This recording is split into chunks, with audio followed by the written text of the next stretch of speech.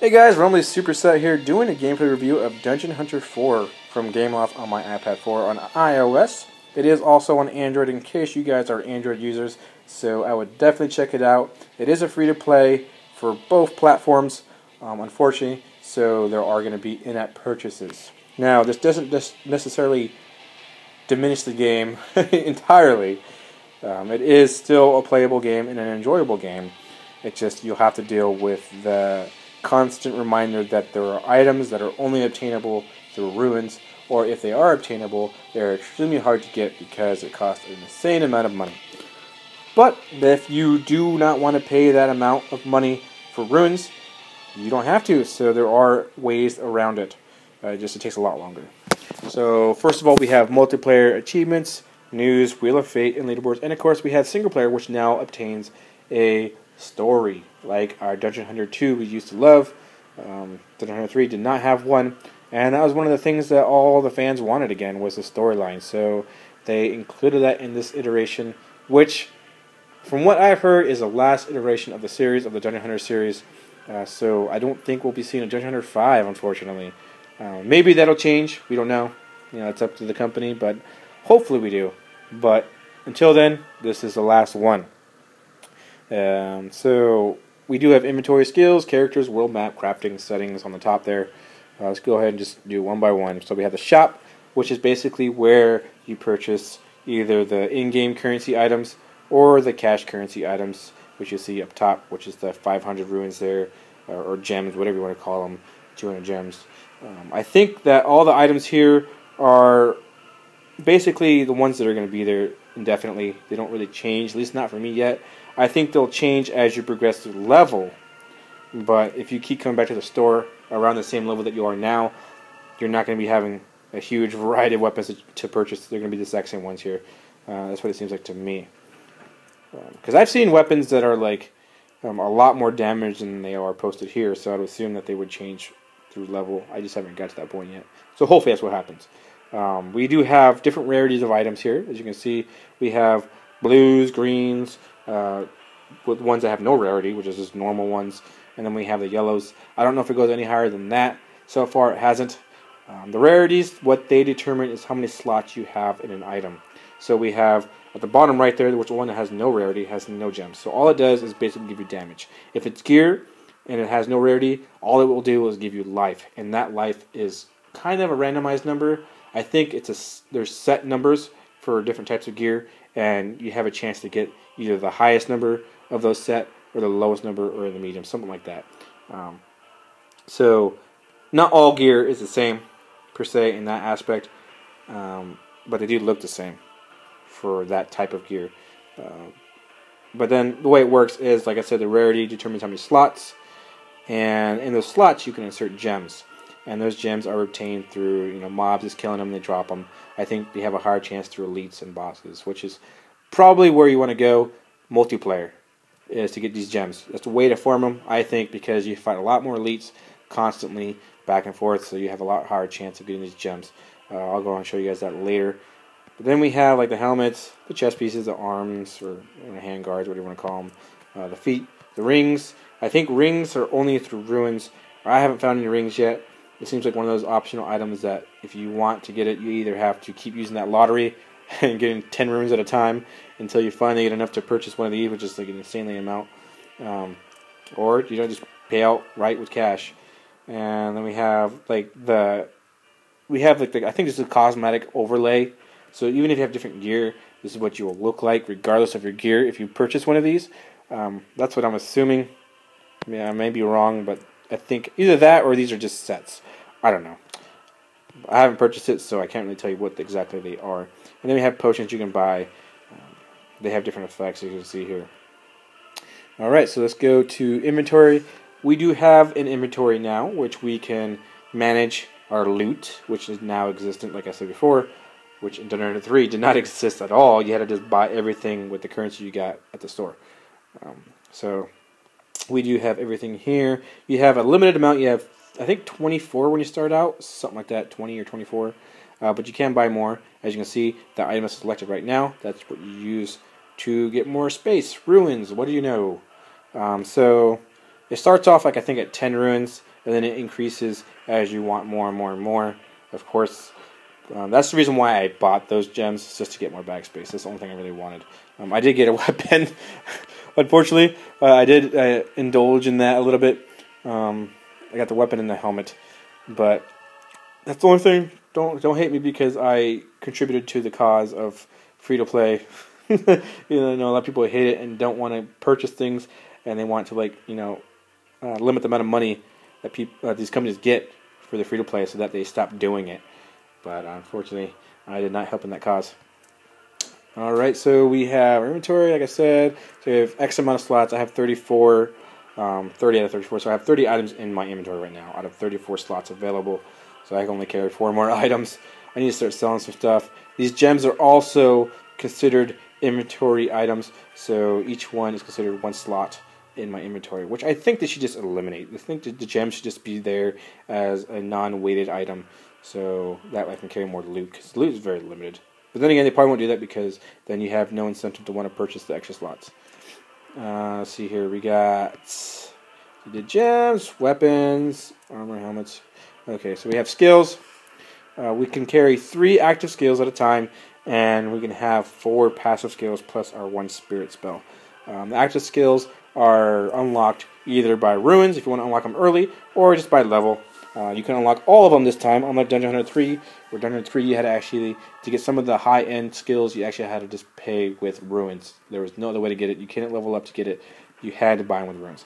This way, you can actually get it regardless, which is awesome. You have the laceration, dash, chakrams. This is for my character. Not everybody has the same skills, of course, and they all have different effects.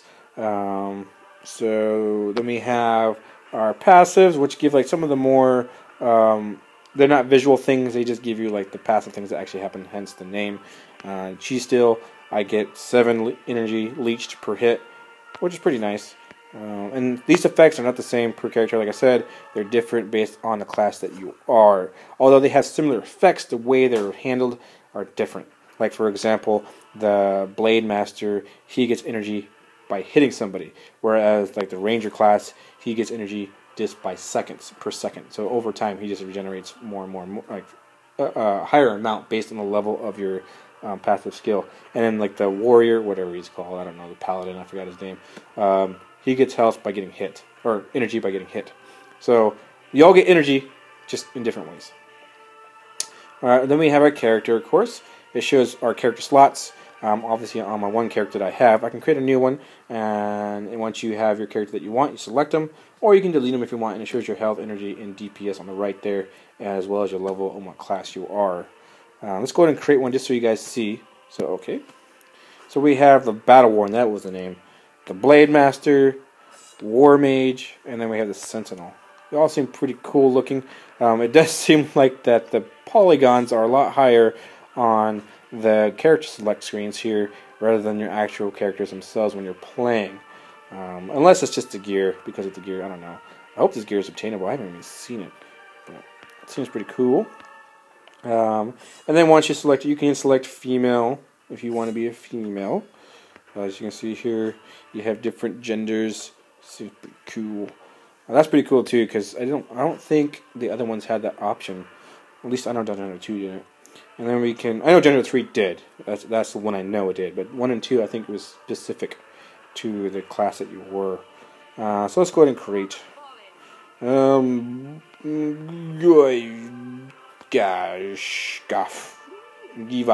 Gigoff. Okay. Right. So once you create it, then you continue, so on and so forth. But I'm not going to go through all that tutorial thing. You'll see that in one of my gameplay videos probably. If not, then sorry. Let's go back to here. And then we have, we got that covered. We have our world map. This is basically how you determine what you're going to be doing. You'll have these little flags having a signal there constantly going off. That's basically saying that's your current location that you need to go to for your mission. The missions are pretty linear. You don't go and get quests from the people in town. They just happen in a certain order. The only ones you actually obtain are through the ones that you're actually in, say, the dungeons or out in the field fighting.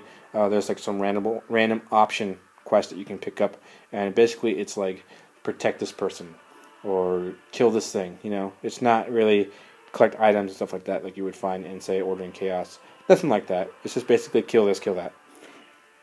And you get money and then experience for doing them. But you don't have to do them. Let's see here. So let's go ahead. I have it selected. I didn't. Just going to select him just in case. There we go. So you can see here. I think the blue ones are the ones that you've unlocked that are usable, say, in multiplayer, as well as a purple one, I think. I don't know. But I think the green one's the town. So I'm not completely sure what everything is in this game, just because I haven't played that much yet. But I've played enough to where I think I can do a review of it. Let's hope so. So you can see there at the bottom, it's indicating that's where my current quest is.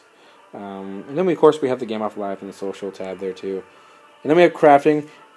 Just so you know, all these, like the inventory, the shop, the skills, characters, world maps, crafting, and settings, they're all accessible no matter where you're at. You don't have to go to town anymore and go to the store to purchase items. It's constantly available no matter what you're doing.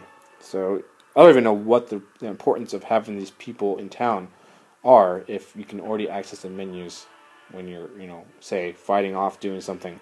I guess this is there for, it's a standard thing. It's always been there, and just keep it there, regardless of how important it is. So you can craft items. You have to collect these items at the bottom there. You can see, and I only have 8 of the first one here, and I can use those to make that first sword. And then the second one I can use to make the third sword, or second sword, and the second one at the bottom, or third one at the bottom. Jesus, I can make to make the third weapon, and the fourth one I can use to make the fourth weapon there. And it's the same thing for the armors and all that goodness. And you can transmute these items. Say you have 3 of the black iron, you can make 1 of the Dragolith, and then you can do the same thing for the other items. So it's actually tiered. So the black iron is the lowest tier, and the void stone is the highest tier, and you can convert a higher amount of the lower ones into a lower amount of the higher ones. That's kind of hard to understand, but that's how it works. And of course you have your settings. So let's go ahead and just fight a bit so you guys can see what it looks like. So let's go ahead and go into my world map and go to the area I need to go to. So let's go ahead and continue. If it lets me. Oh, I guess that's where I need to go. I just haven't explored it yet, so I can't just teleport over there. So let's go ahead and run over there.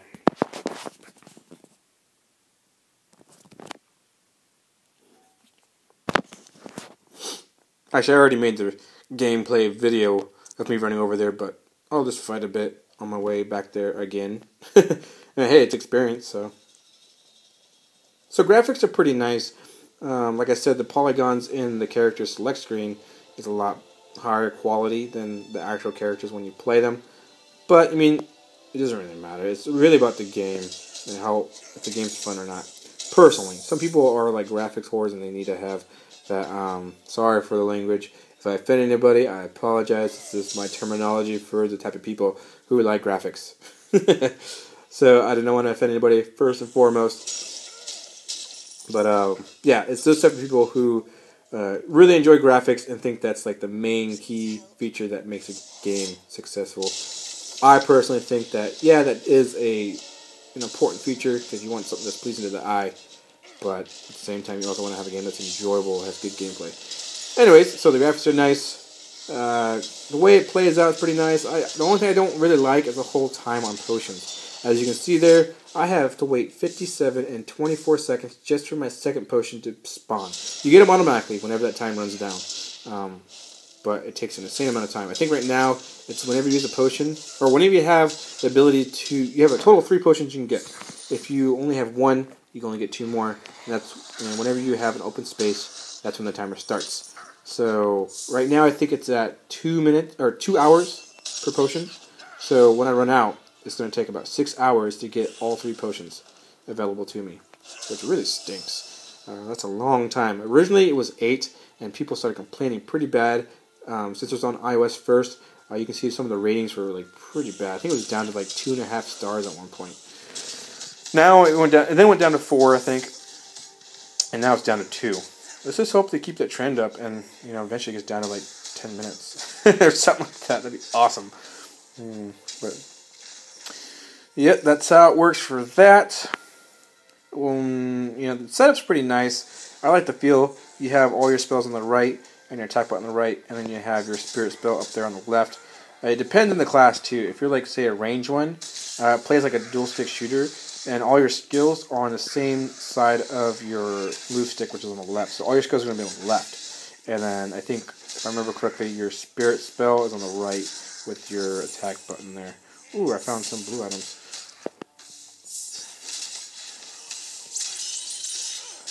Spell effects are pretty cool. I like them so far.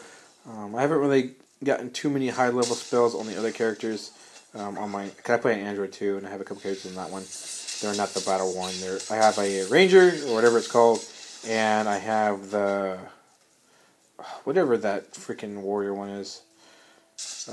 Oh, this is the blade master. That's right. The battle worn is the warrior. So this one, I have the blade master on my iPad, and then I have the battle worn and the ranger or whatever you call it on my Android. But yeah, I'm only like level 6 or 7 on each of those. So yeah, this is basically it. You collect gold. Sometimes loot drops if you're lucky. The drop rate isn't as frequent as, say, Dungeon Hunter 2. Hopefully, there's just as many tiers of gear as Dungeon Hunter 2. Because Dungeon Hunter 2, I thought there wasn't enough there. I just wish there's a little bit more variety. And it seems like there may be a little bit less here. But, you know, like I said, it's not really about the gear anymore. It's really about the gems. That's the main thing. That's your main stat. That's where you get all the extra stats, which is really important. I don't want to do that. Let me just keep going. Boom! Bam! No. Yeah, I have it to where I set up to where... Wow, that's a horrible sentence. I set up my character to where the gem I'm using is the square red gem, which is the health per second. Since obviously potions are limited here, I'm trying to find an alternative to health regen, or health recovery. You do have your spells for your spirit spells where you can actually use a recovery one, instead of that fiery one you start off with. You can see here, I gain like 7% health, so it's not much, but it increases per level. I think it's 1% per level. So if you use all 50%, or if you use 50% of your skill points, you can get this thing up to like maybe 56%, and use the other half for your other skills. I don't know if you want to do that. It's up to you. But let's go ahead and use it so you can see what it looks like. Blink. See, you got a little bit of health for that, and you are invulnerable for like I think 3 or 4 seconds. So it's pretty nice in a pinch when you have low health and you're getting hit. Pummeled. Haha! Well, this was Dungeon Hunter 4 for the iPad 4 on iOS. It's also for Android, like I said before in the beginning. And I hope you guys enjoyed this review. I hope it was informative for you guys. If I didn't cover anything that you guys may have thought I missed, let me know down below in the comments, and I will address that in some of my gameplay videos. I kind of just did this on the spur of the moment, so I'm not thoroughly informed on exactly all the aspects of the game, but hopefully this is enough to get you guys started in case you're wondering what things are in the game. So we'll see you guys later.